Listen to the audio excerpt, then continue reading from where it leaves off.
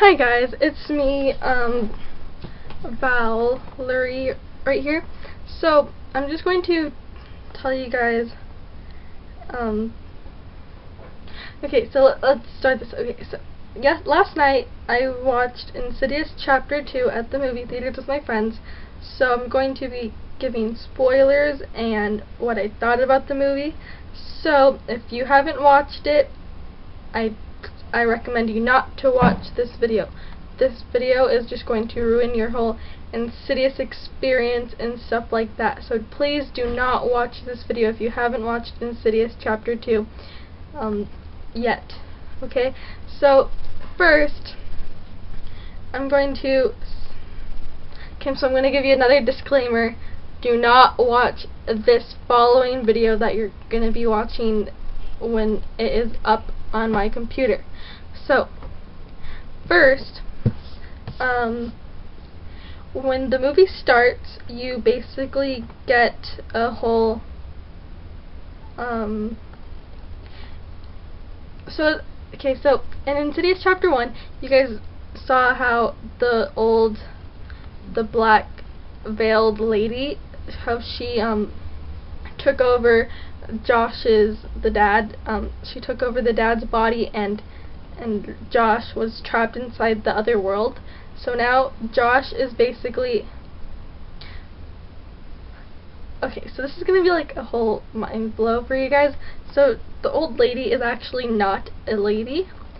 It's a he, and his name is Parker Crane, and Parker Crane has disguised himself as his mother, who used to dress as like a black veil, and his mother's name is, well, I don't know her name, but she is known as Mother Mortis, aka Mother of Death.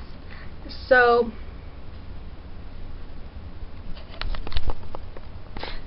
sorry, I was just checking if it was still recording. So her nickname is Mother of Death, and she basically took her son Parker's childhood away because I guess she wanted a daughter or something. So like she disguised her son as a daughter and like forced Parker to say his name was Marilyn. And so yeah, so Parker Crane took over Josh's, tried to take over Josh's body when Josh was a little boy because he wanted a childhood. So he basically was able to take over Josh's body when he was an adult in Insidious Chapter 2. So yeah, so the movie was so scary. Well, it wasn't scary, but it was actually funny and scary at the same time. So like there was like a lot of moments where like we clapped and like we were like scared and like, oh my god, we wanted to scream. And yeah, so the whole movie, it starts with the whole background of like how Josh came to the whole the whole monster in his body thing and like talking to ghosts and stuff. And then it goes into the present day, which is Josh is an older man with his wife and then his kids and his mom, and he basically moves into his mother's house while the police do some inspections or investigations at his house because of the murder of Elise, which is the, obviously in the first movie. So they basically go through the whole ghost thing in their house again, and like invisible things and stuff. So the mom has, like, Lorraine, the mom of Josh, has like a piano in her house, and the piano keeps playing this one song, and the song, it is the song that Renee, which is the wife of Josh, made for Josh, and so he's trying to play that song to like let Renee know that he needs help or something, and she doesn't know because she thinks, so she doesn't know what's going on, so no one knows what's going on, and then she finds out that so there's this also Victorian dressed lady in white who like keeps appearing, and like she basically knocks out Renee in the movie. It's funny and scary at the same time, and like yeah, and then Josh comes and he picks up Renee and like puts her on the couch and makes sure she's okay, and then she figures, and then she like goes to pick up her kids.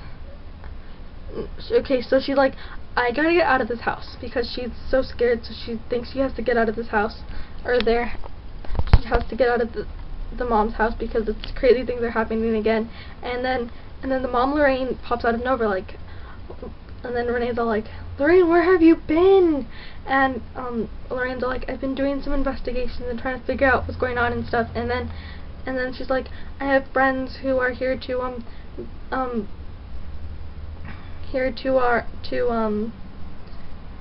fix Josh and try and get his body from the other worlds and stuff like that.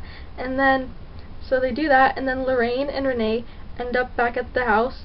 The baby is with their family friend, and then Lorraine and Renee, they end up back at Lorraine's house, and Josh is there, and fortunately Lorraine's friends, 2 of them were knocked out. One of them was also knocked out, but what? Please don't scare me like that. Nathan's supposed to knock. So just ignore that yell, okay? My brother's supposed to knock on my door. So yeah, so they end up back at the house. The people are like on the ground. The friends are on the ground who are trying to investigate because one of them was stuck with it was just like so crazy, and like I loved it, and I'm just telling you like my favorite scenes and like my memories of it. So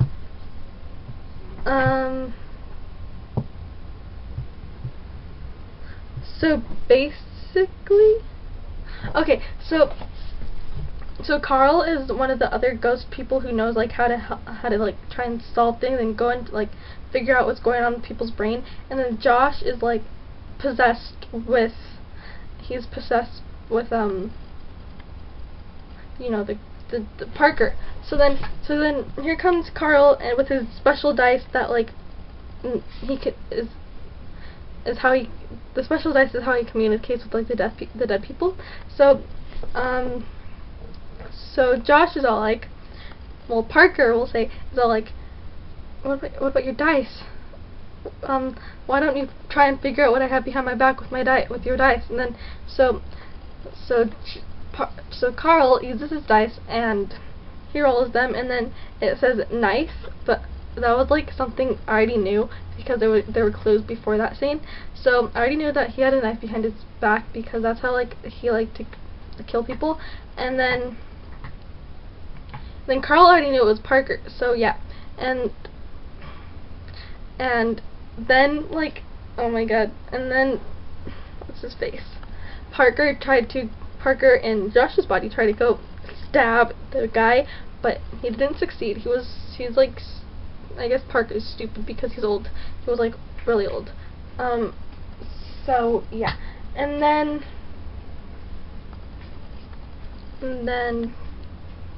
that happened, and then those people passed out, and then Josh is just roaming the house alone, and then Lorraine and Renee get there, and then Josh tries to beat them up but fails, and then I don't know, it's just so crazy. Like, it's so intense and interesting and stuff. Like, I really want to watch it again next week on Friday again. I don't know, because watching it on the Friday the 13th was so awesome. So that movie was probably one of the best movies ever, and at the end it's gonna give you like a very, very huge hint, or like, yeah, very huge hint where you know that there's going to be a third movie. So they're gonna make it Insidious Chapter 2, and it's a new family, so unfortunately we're not dealing with the Lamberts anymore, we're dealing with another family, and it basically has, so it has Elise's 2 assistants, and they're going to go to the door of the family, and they're going to say, we know about your daughter or something, or is your daughter here, and how's your the update on your daughter, and whatever like that.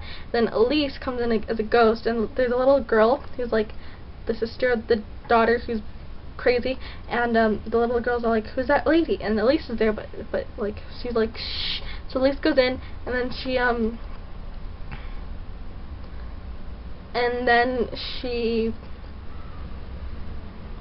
she's like, hello girl. I forgot the girl's name. I think it's Patricia or something, but I could be totally wrong. I forgot the girl's name.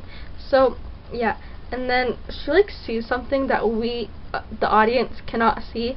So it's obviously going to be the ghost that's trying to get into Patricia's, we'll give her that name, Patricia's body and stuff, and take over it. So yeah, so I love the movie. So 1, I love the movie. 2, I love the movie.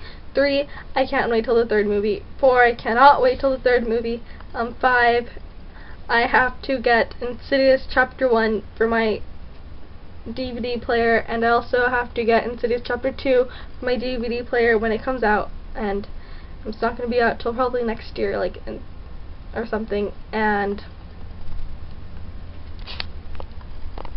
yeah, so this was just a little, well, it wasn't short, but it was like pretty short. It was like, yeah, it was pretty in between. So if you guys enjoy my input on the movie, I just told you like a lot of the things that I remember, but yeah, I love the movie so much. I'm a really big, I get really scared with scary movies, so I had a scarf, like I wore it to school because I went after school, so I wore it to school, and then at the movie theater I'm like, I'm just going to like hold the scarf like this, so like I could still see it because it was clear. I mean, I could still see the screen because like the scarf, it was see-through. And yeah, so it was like really fun. And like I said, well, if people are dumb enough to not listen to the first part and just want to like have the movie spoiled, then please do what you wish. I don't really care, as long as you don't get mad at me for like saying, oh my god, he spoiled the movie. Well, guess what, it's not my fault you wanted to watch this video. I said it like plenty of times in the beginning not to watch it, so don't get mad at me, get mad at yourself for not listening to me. So yeah, I hope you guys enjoyed this video, and well, I will see you guys next video I make. So bye guys.